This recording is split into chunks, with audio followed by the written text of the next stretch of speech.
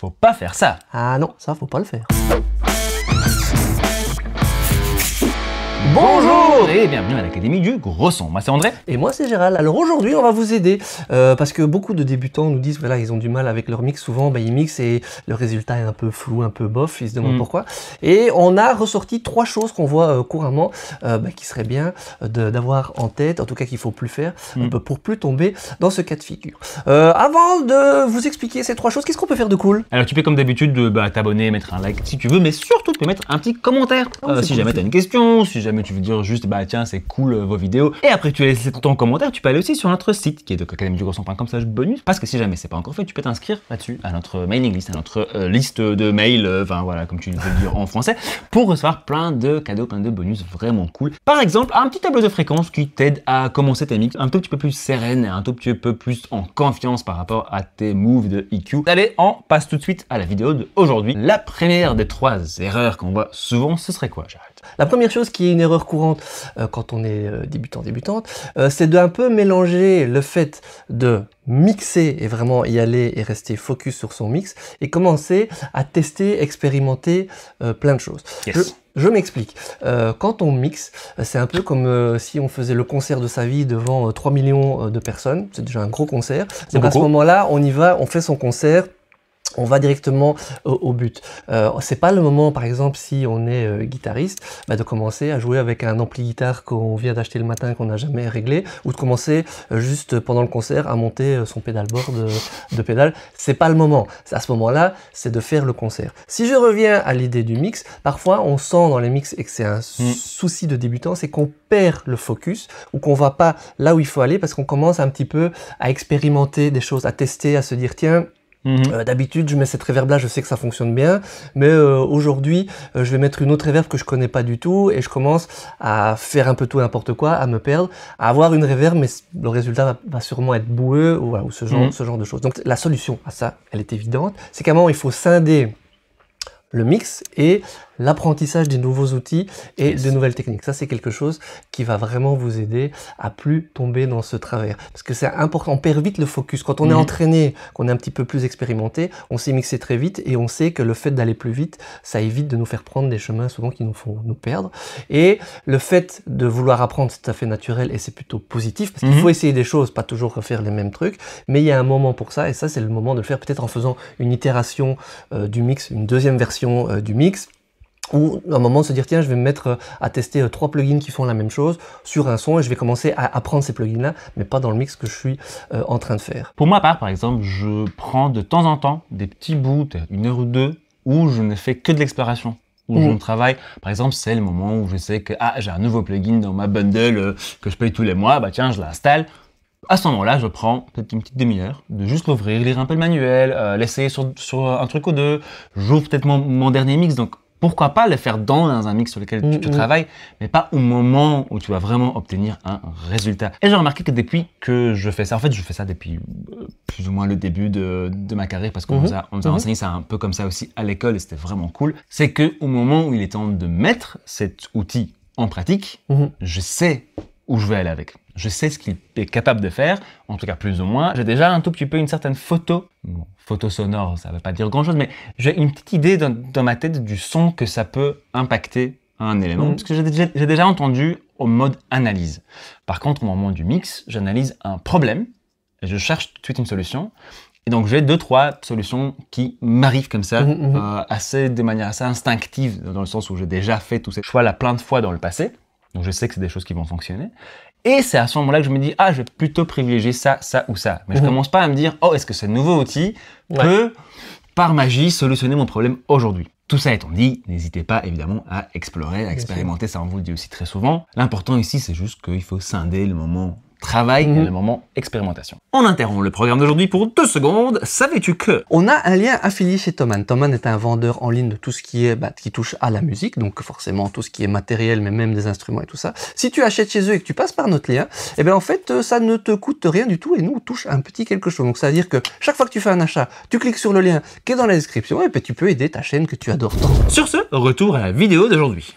Alors le deuxième point, ça on est tous tombés dedans à un moment ou à un autre, c'est qu'on a voulu faire des choses, on a découvert des chouettes techniques, des chouettes plugins et on sait ce qu'ils font, c'est très cool, on commence à prendre le goût, mais on en met plus, trop, et parfois on se rend pas compte que ce qu'on a éventuellement peut-être gagné, on l'a largement perdu ailleurs, et on commence à dénaturer notre son, et à carrément l'abîmer, et à faire en fait quelque chose de contre-productif. C'est un petit peu comme en cuisine, c'est cool de mettre de l'ail, mais si on met plus d'ail que des autres ingrédients, ça devient vite immangeable.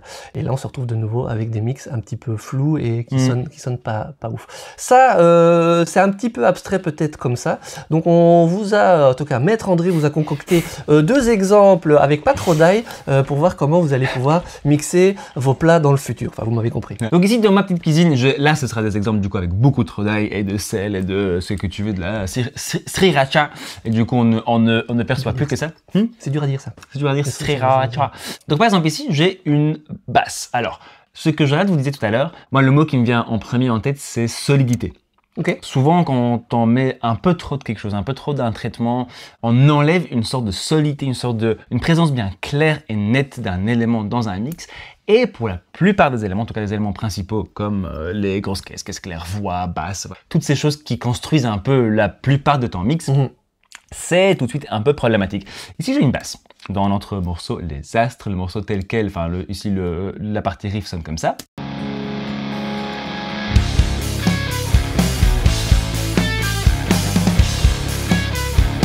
Et là-dedans, on a cette petite basse-ci, ou cette grosse basse-ci.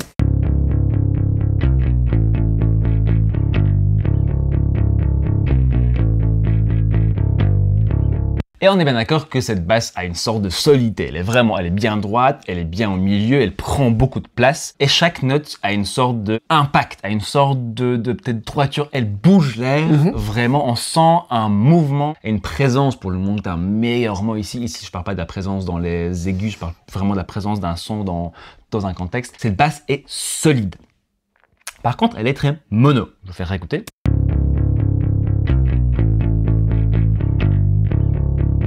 Voilà, ici, quand je l'entends comme ça, j'imagine carrément des petites notes comme ça, rondes, des patates bien... elles sont pas encore cuites, tu vois, elles sont encore bien dures. J'aime tes visions. Voilà. Okay. Donc ça, c'est comme ça que je le perçois avec mon troisième œil. Donc, si on réécoute avec ça en tête... Et tu dirais peut-être, toi, mixeur, mixeuse un peu peut-être débutant, bah tiens, c'est cool, mais on m'a dit souvent que les basses, c'est cool quand c'est un peu plus large, quand c'est un peu stéréoisé, quand ça prend un peu plus d'espace entre la gauche et la droite, etc. Et pour ça, il y a plein de gens qui disent, bah utilise un chorus. Ah, pour une basse, c'est bien un chorus, j'aime bien moi, ouais, sur la basse. Voilà. Moi, j'aime beaucoup aussi, j'en utilise sur presque tous mes mix. Mais, qu'est-ce qui peut arriver si on met juste un bête chorus sur notre basse? Donc ici, j'ai un chorus tout simple, c'est le chorus de Pro Tools, les réglages par défaut. Hop, j'ai juste ouvert le plugin, ça fait ça.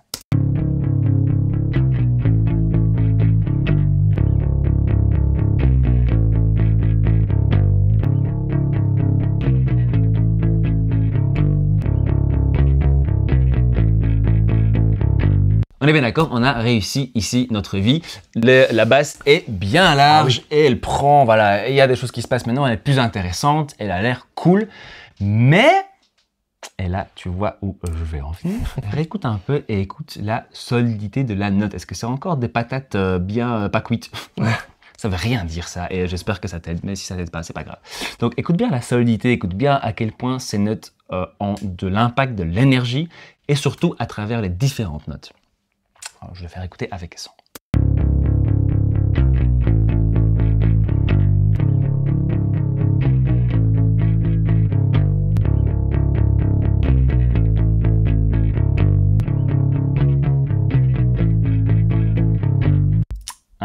Je pense que ici on entend quand même assez bien ce de quoi je veux parler.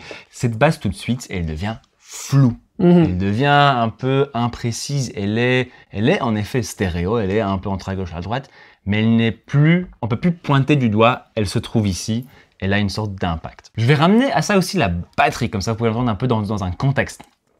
Et je vais faire un peu le même exercice avec les sons.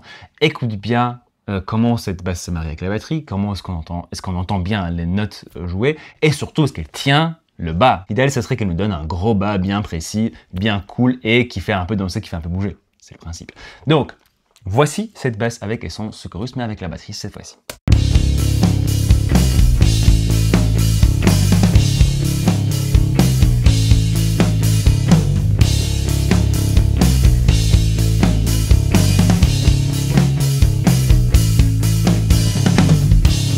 Cette basse a changé de rôle dans ce mix. Exactement, ouais. On a perdu la fondation maintenant de notre section rythmique. Et ça, c'est un problème que je entends sur énormément de mix débutants, en tout cas pas entièrement contrôlés, y inclut tous mes premiers mix. Donc ça c'est sûr et certain, vous êtes passé par là. Un deuxième exemple serait sur la voix, un truc très classique aussi. Donc ici, si je travaille sur une voix et que je trouve qu'il y a des choses qui sont un peu gênantes, qu'il y a des résonances, peut-être des S, peut-être des choses qui un peu qui sifflent au niveau du micro, au niveau de la voix même, au niveau peut-être la pièce qui a fait en sorte que ces choses arrivent très souvent. D'ailleurs, on vient de faire récemment une vidéo là-dessus sur tout ce qui est notch, tout ce qui est résonance gênante. La vidéo ressemble à ceci. Mais parfois, surtout quand on n'a pas l'habitude et qu'on ne sait pas encore trop exactement comment écouter ça, on peut finir avec un truc comme ici. Où j'ai commencé, voilà, j'ai commencé à enlever une, puis j'en ai enlevé une deuxième, puis en fait, du coup, ça m'a fait faire attention à une troisième, etc., etc. On arrive à un truc comme là, où il y a plein de résonances qui ont été enlevées. Ça y est, j'ai enlevé tout ce qui m'embêtait. Maintenant, la voix sera géniale. Super, maintenant j'ai une belle voix. C'est ça, les gars d'AGS me disent toujours, faut nettoyer les voix, faut nettoyer tout le chaque truc. Là, c'est propre. Là, c'est propre, là, voilà, hop. Mais écoutons maintenant, avec et sans, et puis on en parle. Si le cœur a ses raisons, je le sais lesquelles. Le mien est d'habitude solitaire. Ah, bah c'est mieux. Non, pas vraiment. C'est vrai que c'est pas mieux. c'est pas génial.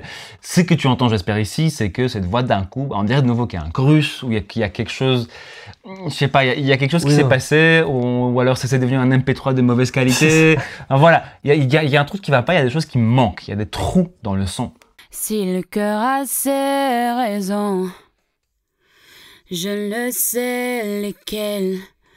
Le mien est d'habitude solitaire. Et c'est l'effet très classique donc de ce genre de nettoyage où on va trop loin et on n'utilise pas le bon outil pour aussi. Alors ça, c'était évidemment deux exemples concrets. L'idée, c'est de ne pas aller trop loin et de dénaturer le son en voulant appliquer des techniques qu'on a vues avec des techniques surtout spécifiques où on risque de toucher à la phase, au mouvement avec la compression. Donc aller trop fort dans un truc qu'on trouve cool et foutre en l'air le son. Donc ça, c'était le deuxième point. Là, on vient de voir deux. De bien écouter, est-ce que le son reste solide, voilà, est-ce qu'on n'a pas perdu une sorte de solidité dans le son. C'est ça. Ça, c'était un peu la synthèse du point. On a fait deux exemples concrets un petit peu plus longs, mais c'est pour que vous compreniez bien. Donc ça, c'était le deuxième. Et alors, le troisième point, c'est absolument de comprendre ce qu'on fait et le point sous-jacent à ce point, c'est-à-dire ne pas essayer absolument d'utiliser le plugin qu'on a dit qu'il fallait utiliser pour faire telle chose, ou le nouveau plugin qu'on a acheté qu'on veut absolument utiliser parce qu'on l'a payé, ou le nouveau tuto qu'on a vu sur AGS qui cartonne et qu'on veut absolument mettre partout, parce que ouais, c'est des choses qui marchent bien dans un contexte spécifique, mais si on ne sait pas ce qu'on fait et pourquoi on le fait, c'est un peu comme de faire rentrer un cylindre dans un trou carré, ça marche pas. Vous voyez de quoi je parle, sinon on vous met une illustration à l'écran. On obtient des résultats, on se dit je comprends pas, j'ai utilisé des chouettes techniques, des chouettes plugins, j'ai vu quelqu'un qui a fait exactement la même chose. Mais ça marche pas parce que il faut bien comprendre pourquoi on le fait et dans quel cas ça fonctionne et comprendre ce qu'on veut faire dans son cas à soi. Ça, c'est un truc classique qu'on voit où quelqu'un me fait écouter un mix et je dis tiens, c'est bizarre, ta voix elle est pas très contrôlée, elle est fort un peu saturée, écrasée. Tiens, qu'est-ce que tu as fait? Et puis je vois qu'il a fait une compression parallèle mais à l'extrême et il sait pas pourquoi il l'a fait. Il me dit mais oui, on m'a dit que ça donnait plus de présence. En effet. Donc, du coup, il trouvait plus il en mettait et voilà. Donc c'est un peu l'idée de ok, c'est cool, mais il faut savoir pourquoi on le fait et bien comprendre. Je me répète, hein, mais c'est parce que c'est quelque chose que je vois souvent. Donc voilà, ça c'était le troisième point. Normalement, si demain vous appliquez, vous avez pris conscience de ces trois soucis et que maintenant vous y allez un petit peu de façon moins extrême, parce que c'est un peu ça l'idée dans les trois points. Normalement, vos mix vont commencer à sonner de mieux en mieux à partir de maintenant jusque dans un futur très proche. Incroyable. Et donc la leçon principale ici, c'est simplicité. Oh, c'est bien dit. Pourquoi est-ce qu'on a fait une vidéo d'une demi-heure alors qu'il suffisait de dire ça directement? On nous aurait fait gagner du temps en fait. C'est sûr. Essayez de faire des mouvements dont vous êtes confiant. Si vous ne savez pas pourquoi vous faites un truc, soit ça sonne bien, on laisse, soit ça sonne, on a du mal à dire si c'est mieux ou moins bien, on enlève. Et Aussi simple que ça. Et apprendre quand c'est trop. Parce qu'il y a un moment, en fait, c'est trop. C'est souvent ça. Et c'est d'apprendre, c'est un peu le bon goût, hein, comme pour tout. Là, c'est bien. Là, c'est trop. Et voilà. Ça va pas venir du jour au lendemain, mais ça va le faire. Ça va le faire. Voilà. Si vous avez la moindre question par rapport à tout ça, ou par rapport à n'importe quoi d'autre, d'ailleurs, dans le son, dans les mixages, etc., n'hésitez pas à me laisser ça dans les commentaires. Je me fais un plaisir à y répondre. Et vous savez ce qu'il vous reste à faire dans tout ça, après avoir bien analysé vos mix et vous vous êtes rendu compte que vous avez fait 3 millions de notches partout qu'il fallait pas faire. On revient à nos sessions pour faire de la musique.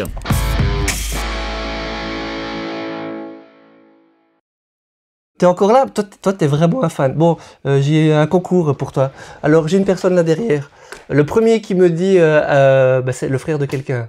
Forcément, d'un de nous deux. Le premier qui trouve la bonne réponse à qui c'est le frère, il a gagné une méthode de mix. Il y a 50% de chance même si tu te trompes.